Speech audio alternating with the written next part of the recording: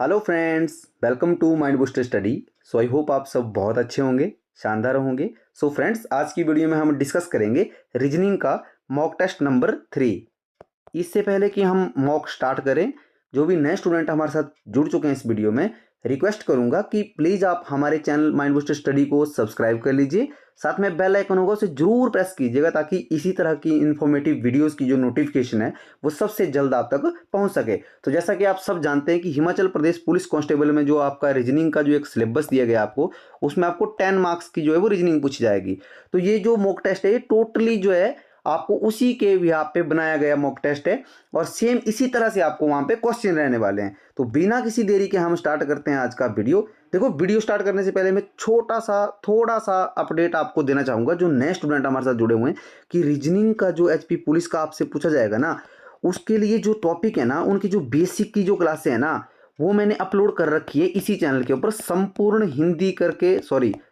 Reasoning करके आपकी playlist बनी हुई है। कौन सी? संपूर्ण रीजनिंग करके। तो वहां पे मैंने बेसिक आपकी वीडियो करवाई हुई है। उसमें जैसे आपको ये नंबर सीरीज से क्वेश्चन है यहाँ पे, तो आपने क्वेश्चन स्टार्ट कैसे करना है, तो वो वहां पे मैंने एक मतलब अप्रोच दी है आपको कि आपने क्वेश्चन को देखते ही करने लग जाना है, मतलब आपने टाइम वेस्ट नहीं करना है। तो अगर आपने अभी तक वहां पे गो थ्रू नहीं किया है तो एक बार प्लीज वहां गो थ्रू कीजिएगा, नहीं तो आपको क्वेश्चन जब मैं करवाऊंगा तो थोड़ा हो सकता है कि आपको पता ना लगे बीच में कि सर क्या बोल रहे हैं। तो जो पहले से हमारे साथ स्टूडेंट जुड़े हुए हैं उन्हें तो खैर इस बात का पता लगेगा। तो बिना किसी देरी के स्टार्ट करते हैं हम आज का वीडियो।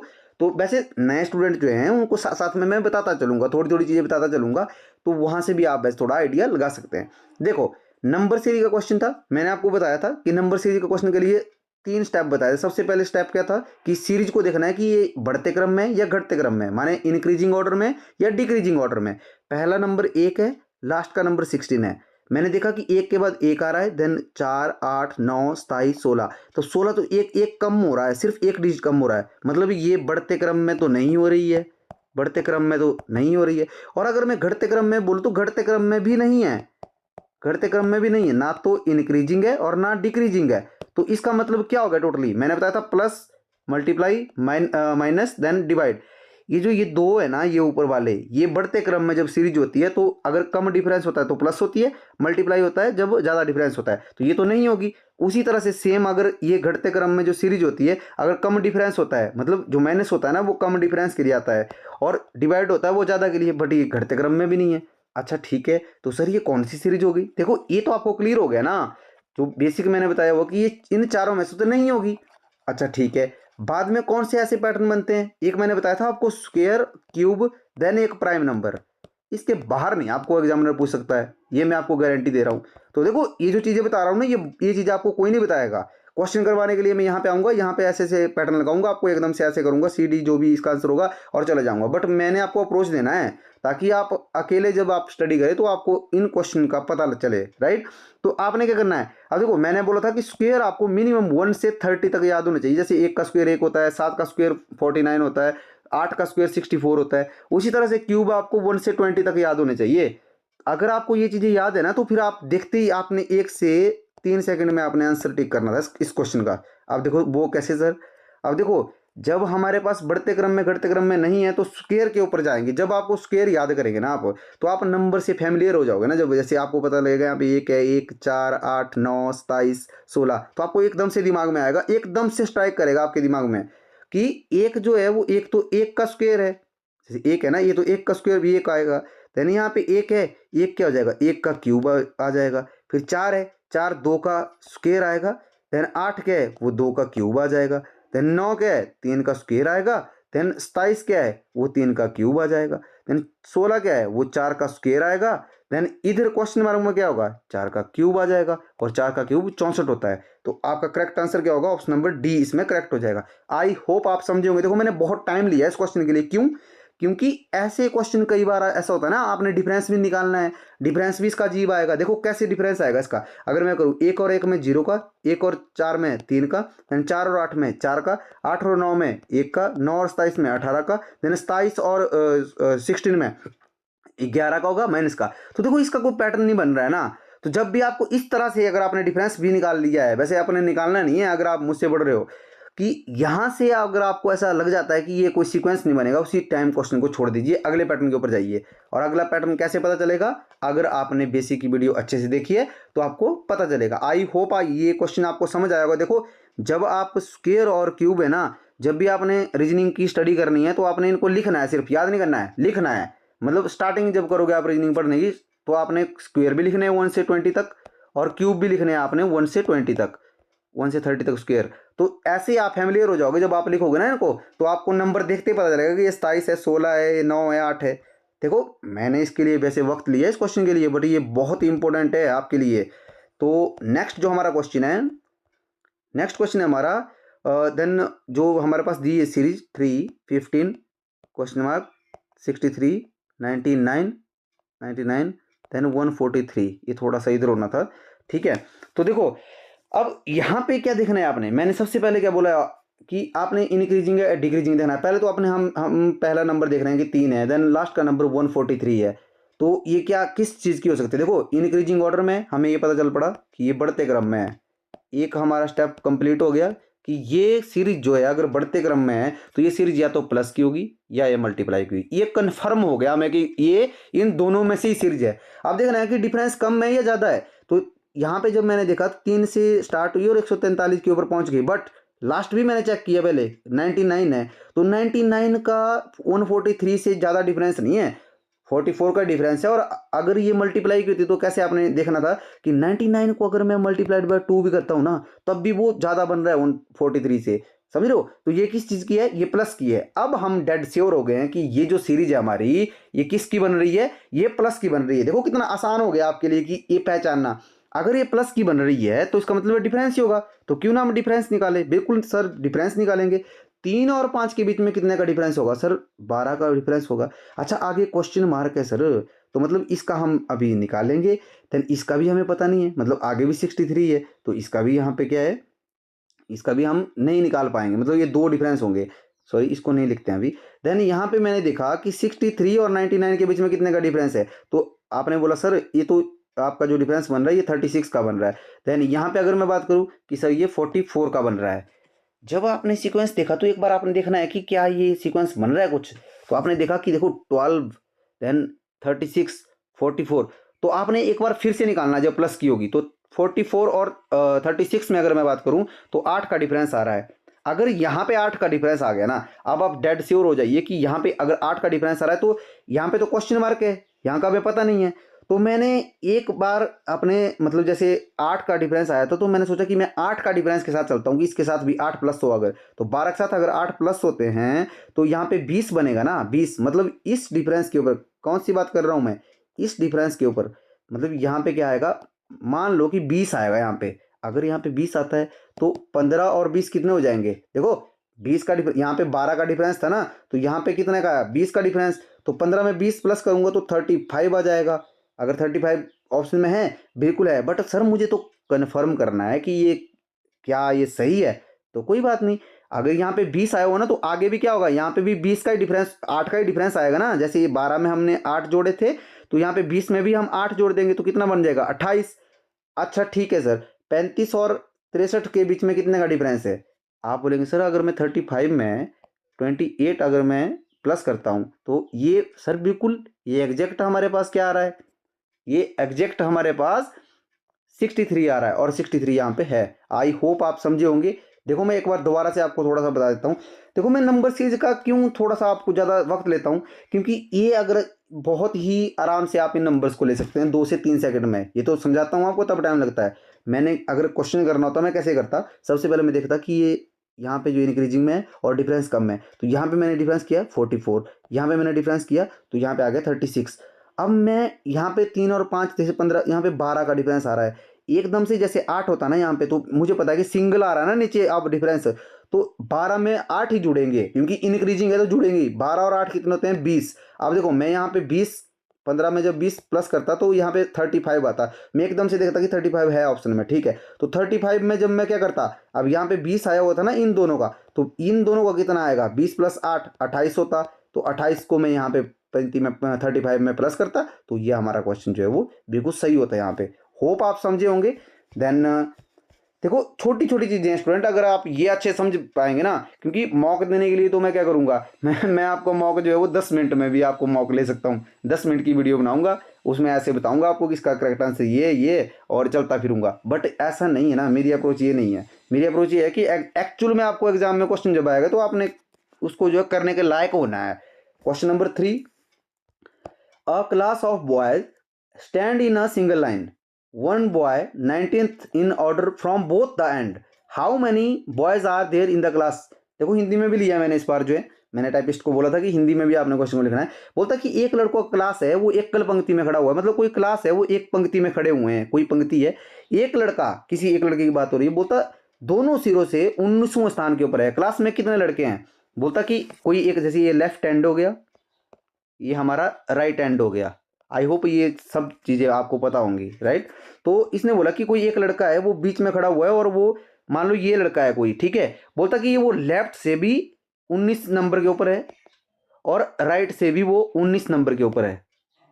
अच्छा ठीक है, तो बोलता कि क्लास में कितने लड़के हैं।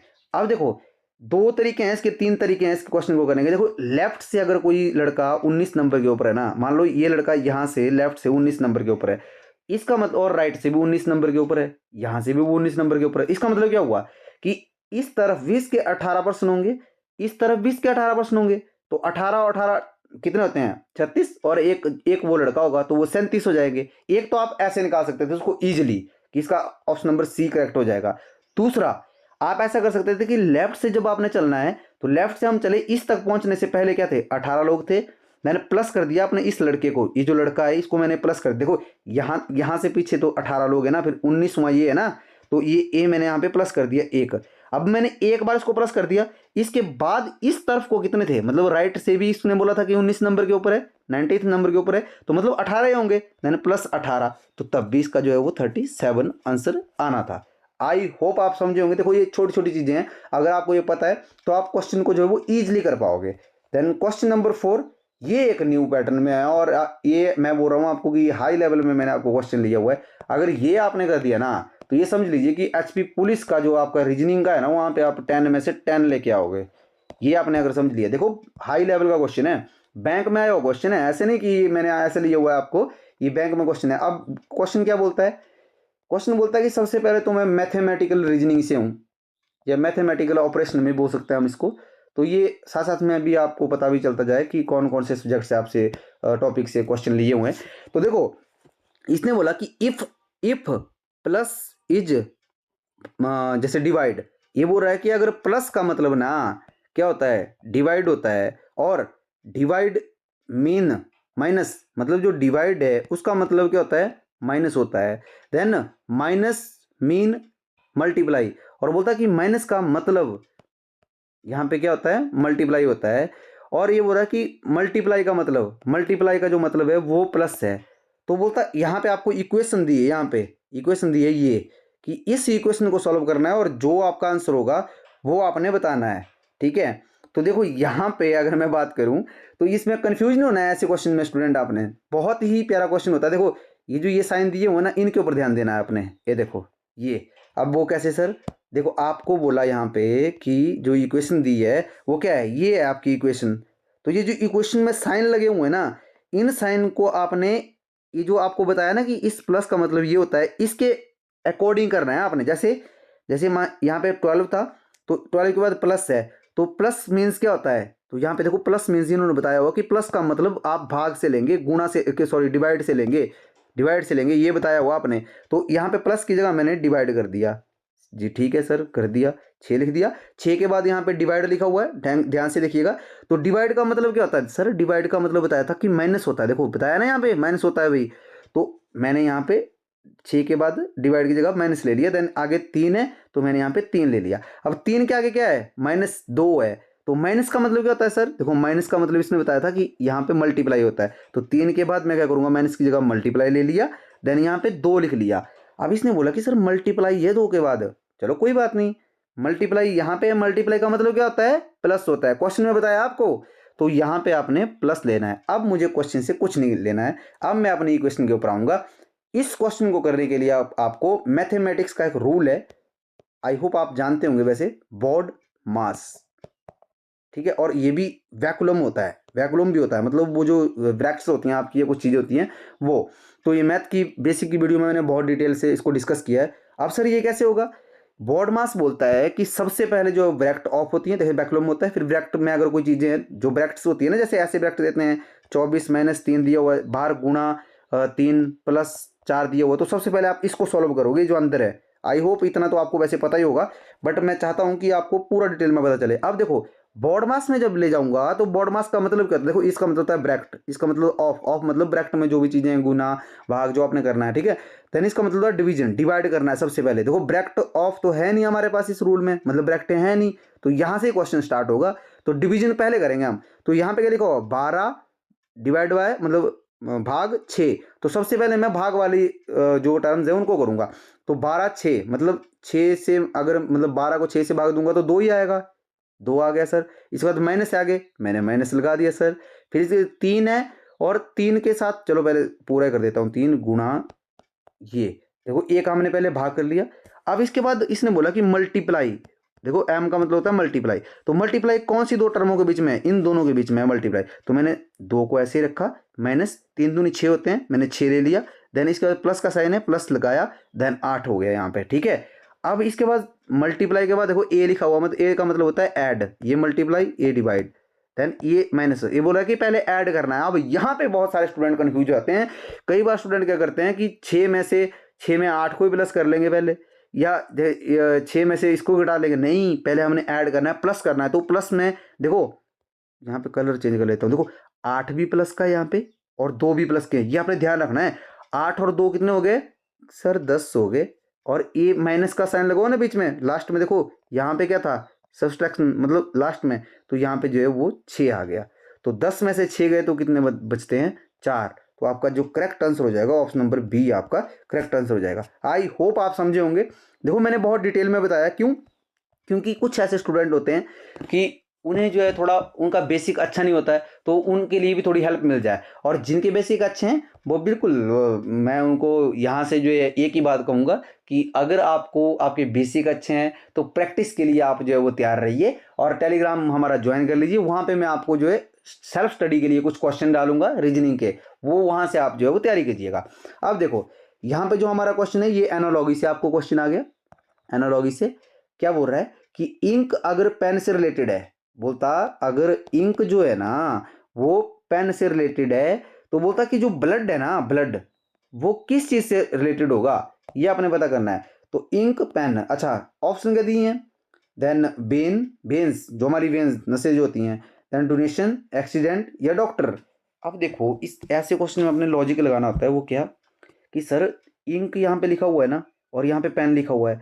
सबसे पहले तो आपने ऐसे देख रहा है कि देखो इंक है ना वो किस में डलती है? पेन में डलती है। जैसे ये आपका पेन है, अगर मैं बात करूं, ये आपका एक पेन हो गया, ठीक है। अगर ये आपका पेन है ना, तो इसमें अंदर जो इसका जो रिफिल है ना, उसमें जो क्या डली हुई है? इंक डली हुई है। तो मतलब समझ रहे हो मेरी बात को? जो ये आपका यहाँ पे आएगा ना सेकंड, वो क्या है? उसमें डली हुई है कोई चीज, इंक, इंक डली हो। कई बार ऐसे पेन होते हैं उसमें सीधी इंक ही डलती है अंदर। तो यहाँ पे ब्लड है ना, ब्लड किस चीज में डलता है? ब्लड वेन्स में होता है ना, जो हमारी नशे होती हैं, नशे है ना, उनमें डलता है ना ब्लड जो होता है। तो इस तरह से ये आपका करेक्ट आंसर हो जाएगा veins, right, when. Donation, accident, doctor, इनसे कुछ लेना देना नहीं है। तो इस तरह से आपने जो एनालॉजी क्वेश्चन को समझना है। आई होप आपको समझ आया होगा। देन नेक्स्ट जो हमारा क्वेश्चन है वो है arrange the given word as in dictionary and choose the one that comes fourth. वाह, बहुत प्यारा क्वेश्चन है और बहुत ही इंपॉर्टेंट क्वेश्चन है। ये 4th के नंबर के ऊपर बोल रहा है कि आपने देखो दिए गए शब्दों में से शब्द को उसके अनुसार हिंदी वाले यहाँ से पढ़ लीजिएगा, ठीक है। कि जो डिक्शनरी में शब्द जब हम लिखेंगे तो 4th नंबर के ऊपर कौन सा शब्द आएगा, 4th नंबर के ऊपर। अब इसके लिए एक चीज है कि सभी जो क्वेश्चन जैसे ऑप्शन दिए हुए हैं आपको आर से दिए हुए हैं, तो आई होप आपको पता होगा। अगर नहीं पता है तो इसमें मैं आपको डिटेल में बताने वाला हूं इस क्वेश्चन को। देखो ऐसे क्वेश्चन करने से पहले हमें ये देखना होता है कि फर्स्ट नंबर सबके सेम है, जी बिल्कुल सबके सेम है, देन ठीक है। ये आर के बाद हम जब चलेंगे तो आर के बाद हमने ए से चलना है alphabetically, A B C D E F, इस तरह से देखना कि जो नेक्स्ट होगा, जैसे आर के नेक्स्ट जो भी अल्फाबेट आएगा वो हमने देखना है ए से। अब देखो आर के बाद यहाँ पे ई आ रहा है, देन यहाँ पे भी ई है सर, यहाँ पे भी ई है, यहाँ पे भी ई है, यहाँ पे भी ई है। इसका मतलब है 2 स्टेप हमारे कंप्लीट हो चुके हैं।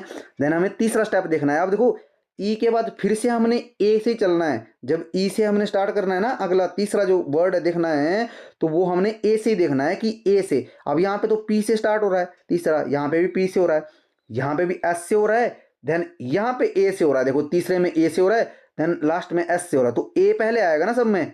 तो इसका मतलब क्या है कि तीसरे में ए आएगा, यहाँ पे तीसरे में ए आएगा। अब तीसरा ये हो रहा है, मतलब इसमें 3 अगर ये ए आ रहा है, ये सभी क्या है, सभी का है, मतलब जो नंबर आ रहा है वो क्या आ रहा है सब में, पी पी एस एस। समझ रहे हो मेरी बात को? तो सबसे पहले नंबर यही आएगा आपका, क्योंकि ए वो एस में, तो आपका पहला नंबर क्या आ जाएगा, डी। पहला बन जाएगा आपका डी, मतलब डी ऑप्शन। ठीक है।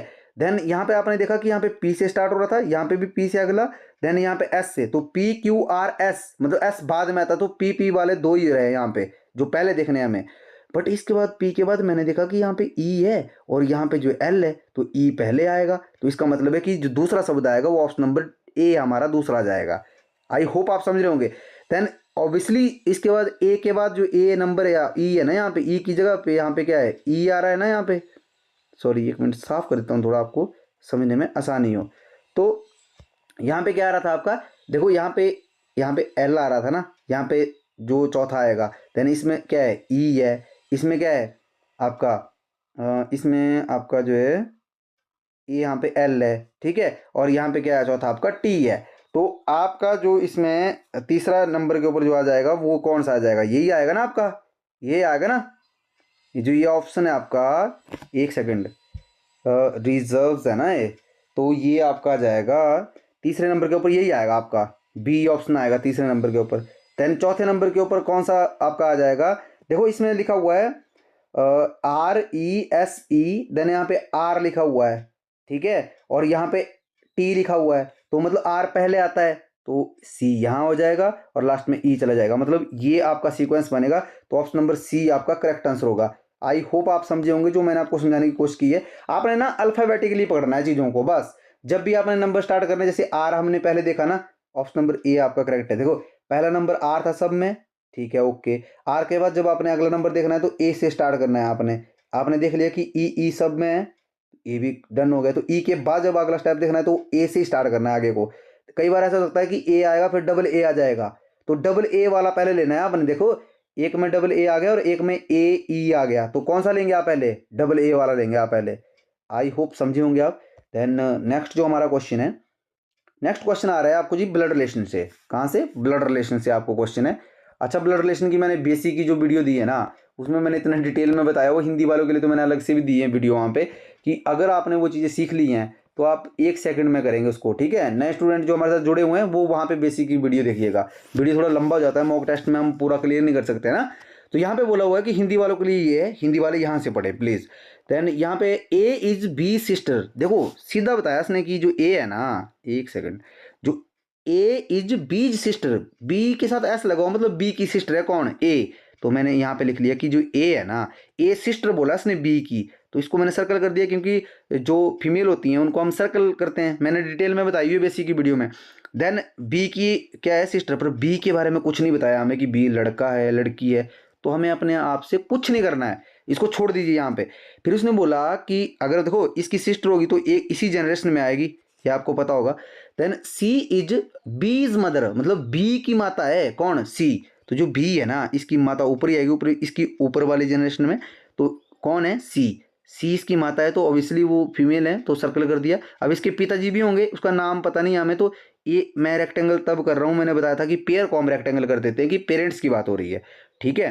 देन अगला जो हमारा ये बोल रहा है कि डी इज सीज फादर, मतलब सी का एस लगा हुआ, सी का फादर है डी, तो सी तो यहाँ पे इसका फादर ऊपर, इसके ऊपर वाले जनरेशन में जाएगा। कौन है जी, जिसने बोला कि डी जो है ना वो सी का फादर है। देखो यहाँ पे देख लीजिए ढंग से कि जो डी है ना वो सी का फादर है, तो सी का फादर इसके ऊपर वाले जनरेशन में आएंगे, तो यहाँ पे इसके फादर हो गए जी डी, इसकी मदर भी होगी ओबियसली, बट उनका हमें नाम दिया हुआ है। मैं यहाँ पे इसको रेक्टेंगल कर रहा हूँ कि एक पेयर है। आई होप यहाँ तक आप समझे होंगे। देन इसके बाद इसने बोला कि जो ई है ना, ई इज डीज फादर। अब ये बोला कि डी का फादर है कौन, ई, अब डी का भी फादर है ऊपर, तो ये है ई। ये भी मतलब मेल ही है, तो इसको मैंने रेक्टेंगल कर दिया। अब इसकी डी की मदर भी होगी, हमें पता नहीं है कौन है, बट मैंने पेयर कर दिया। अब यहाँ तक क्वेश्चन पूरा हो गया। इसके बाद इसने बोला कि तो अगर ऐसा है तो बोलता कि how is A related to D, मतलब ए का जो रिश्ता है ना वो ये क्या लगी, मतलब डी की क्या लगी ए। तो ए क्या है, ये यहाँ पे ए है और डी कहाँ है, डी यहाँ पे है। अब देखिएगा यहाँ पे देखो ए के ऊपर वाली जनरेशन उसके पेरेंट्स होते हैं हमेशा, देन उसके ऊपर वाली जनरेशन होती है वो ग्रैंड पेरेंट्स में जाती है, ठीक है। तो ये डी तो क्या है यहाँ पे ग्रैंड पेरेंट्स में, मतलब जैसे ये मैंने यहाँ पे किया हुआ है अंडर रूट, मतलब मेल बंदा है। तो यहाँ पे ए का तो दादा ही हुआ, ए का अगर दादा हुआ तो आपसे पूछा है कि डी की क्या लगेगी A, granddaughter, grandson, grandfather या डॉटर। तो आई होप आप समझे होंगे कि इस क्वेश्चन का जो आपका जैसे करेक्ट आंसर हो जाएगा वो ऑप्शन नंबर ए आपका करेक्ट हो जाएगा। ए क्या होगी, ए जो है वो डी की पोती लगेगी, जिसको हम पोती बोलते हैं ना, पोती, वो लगेगी कौन, ए। होप आप समझे होंगे। देन नेक्स्ट जो हमारा क्वेश्चन है ये आपका जो मिसिंग नंबर से क्वेश्चन है कि आपने मिसिंग नंबर देखना है कि जो इसमें जो आपको जैसे स्ट्रक्चर दिया गया है इसमें आपने लॉजिक ढूंढना है। अब वो कैसे ढूंढना है, यहाँ पे ये क्वेश्चन मार्क आपका ध्यान दीजिएगा, ये जो ये है ना आपका ये क्वेश्चन मार्क है, मतलब यहाँ पे क्या आएगा ये आपने बताना है। देखो मैंने अपने आप ही क्रिएट किया हुआ आपके लिए क्वेश्चन, तो इस तरह से आपको वहाँ पे क्वेश्चन पूछे जाएंगे। अब देखो इसमें अगर आप ध्यान से देखें ऐसी चीज़ों को तो आपने हमेशा जब भी ऐसे सर्कल दिए होते हैं तो उसमें आपने इस तरह से वो बनाने होते हैं, आपको मतलब एक रिलेशन बनाना होता है आपने। अब देखो आपने ध्यान दिया होगा यहाँ पे 8 है ना, यहाँ पे 2 है, 17 है, देन यहाँ पे 137 तक पहुँच गई। नंबर सीरीज के साथ ही चलना है आपने, जैसे नंबर सीरीज करते थे ना हम, उसी तरह का क्वेश्चन है। तो आपने देखा कि सबसे कम तो 2 है, देन सबसे हाईएस्ट यहाँ पे 137 बन रहा है। तो क्यों ना हम मतलब ये आपको थोड़ा लॉजिकली अगर मैं बात करूँ तो लगेगा आपको कि इसमें कुछ लॉजिक है और ये मल्टीप्लाई हो रहा है। तो यहाँ पे जो इसका बनेगा वो 8 से बनेगा, 8 से यहाँ पे जब हम करेंगे 17 है ना, यहाँ पे 8 का डबल क्या होता है 16 होता है, तो 17 के अप्रोक्स 16 है। तो 8 टू जा, मतलब मैंने यहाँ से किया कि 8 टू जा 16 आते हैं ना, प्लस 1 कर दिए तो कितना आ गया 17। अच्छा सर आपने ऐसे किया कि ये अंदर वाले से यहाँ पे मल्टीप्लाई कर दो, इससे भी मैं मल्टीप्लाई करता हूँ देखता हूँ। तो मैंने जब इसको मल्टीप्लाई किया कि 17 8 जा कितने होते हैं 136, देखो मैंने बताया था 20 तक टेबल आपको याद होना चाहिए, तब आप फास्ट करोगे वहाँ पे। तो 136 आ रहा है, मतलब 137 के नियर है, तो मैंने प्लस 1 कर दिया और ये 137 बन गया। देखो ये यहाँ पे बन गया। अच्छा ठीक है, तो इसका मतलब हुआ कि यहाँ से भी मुझे मल्टीप्लाई करना पड़ेगा और प्लस 1 करके यहाँ पे कोई नंबर आ जाएगा। चलो ठीक है सर कर लेते हैं। 137 को जब मैंने 8 से किया तो यहाँ पे जो आपका आएगा यहाँ पे आ जाएगा आपका 1396, कितना आ जाएगा 1396। और इसमें जो आपका करेक्ट आंसर हो जाएगा प्लस 1 होगा ना, इसमें प्लस 1 होगा। तो यहाँ पे एक सेकंड थोड़ा ये गलत हो गया, अगर मैं यहाँ पे मल्टीप्लाई जैसे करते हैं हम तो देखो यहाँ पे 137 था ना, तो मैंने जब 8 से किया तो यहाँ पे 5 कैरी चला गया, यहाँ पे 9 हो गया, यहाँ पे 2 आएगा और यहाँ पे 11 आएगा। तो आपका 11 आएगा 1196, मतलब 1196 में जब हम प्लस 1 करेंगे तो आपका आंसर आ जाएगा 1197। तो आपका ऑप्शन कौन सा है, ऑप्शन नंबर बी आपका करेक्ट आंसर है। आई होप आप समझे होंगे। देखो इसी तरह से आपको वहाँ पे एग्जाम में क्वेश्चन पूछते हैं तो आपने एक लॉजिकली अपनी अप्रोच लगानी है हर एक क्वेश्चन में, ताकि आपके जो क्वेश्चन है वो गलत ना हो। आई होप आप समझे होंगे।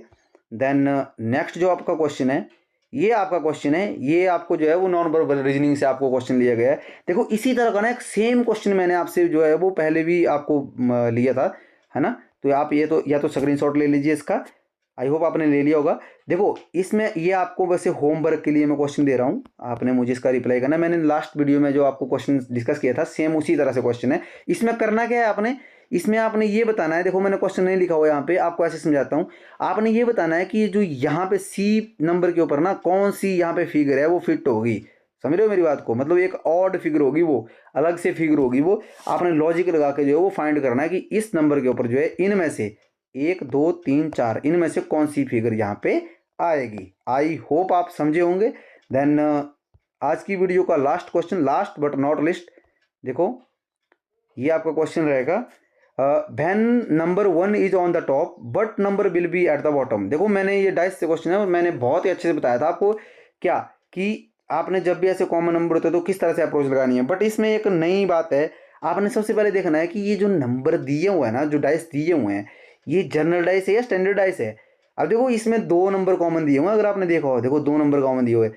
तो जब भी आपको 2 नंबर कभी कहीं पे कॉमन दिए होते हैं ना 2 नंबर अगर आपको कॉमन दिए हैं तो आपने क्या करना होता है, जैसे ये नंबर, ये जनरल डाइस है वैसे, क्योंकि देखो यहाँ पे अगर मैं बात करूँ तो यहाँ पे ये जो मतलब इसके साथ में अगर मैं बात करूँ तो ये क्या बनेगा, जनरल डाइस में आएगा। तो इसमें देखो ये 6 और 4 यहाँ पे भी कॉमन है और 6 और 4 यहाँ पे भी कॉमन है।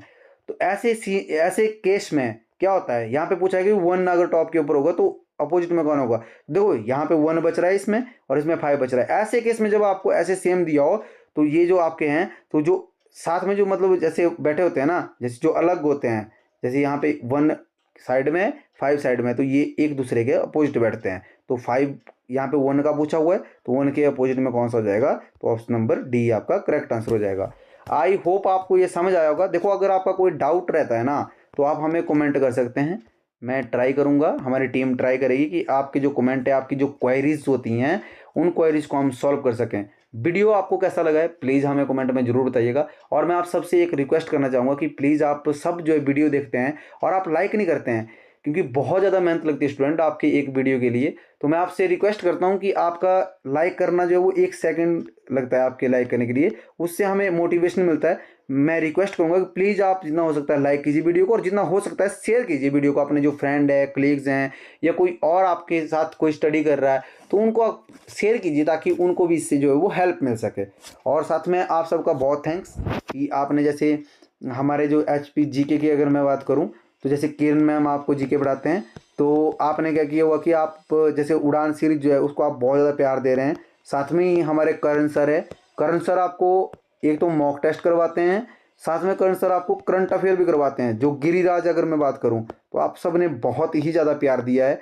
मैं आप सबका थैंक्स करना चाहूँगा अपनी टीम की तरफ से भी, और आशा करता हूँ कि आप आगे भी इसी तरह से प्यार बना के रखेंगे, इसी से भी ज़्यादा आप सपोर्ट करेंगे। तो आज की वीडियो में इतना ही, मिलते हैं नेक्स्ट वीडियो में। तब तक आप अपना ध्यान रखिएगा, और अगर अभी तक आपने हमारे चैनल को सब्सक्राइब नहीं किया है तो प्लीज़ चैनल को सब्सक्राइब कर लीजिएगा, साथ में बेल आइकन होगा उसे प्रेस जरूर कीजिएगा ताकि इसी तरह की वीडियो की नोटिफिकेशन आपको मिलती रहे। तो जय हिंद, जय हिमाचल, थैंक यू।